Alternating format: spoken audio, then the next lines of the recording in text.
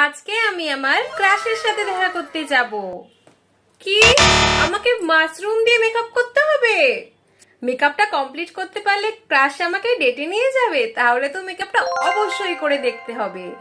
High ভগবান, আমাকে নাকি মাশরুম দিয়ে ময়শ্চারাইজার অ্যাপ্লাই করতে হবে। হাই, এটা তো ভালো করে ব্লেন্ডও হবে না।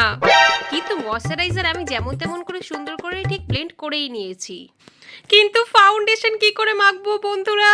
আমার তো কান্না পেয়ে যাচ্ছে। কিন্তু মাশরুম দিয়ে যে এত ভালো ব্লেন্ড হবে সেটা তো আমি বুঝতেই পারিনি। এটা দিয়ে ব্লাশ করতে গেলে তো আমার সত্যি সত্যি এবার লাল বাদুড়ি লাগবে। কিন্তু এটা তো অনেক সুন্দর হয়ে গেল।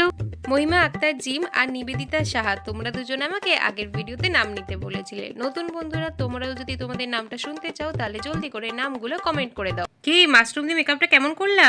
তাহলে বন্ধুরা, আমি চলি ক্রাশকে পটাতে। তোমরা লাইক করোনি, তোমরা লাইক না করলে তুমি চ্যালেঞ্জটা হেরে যাবো। জলদি করে লাইক করে দাও।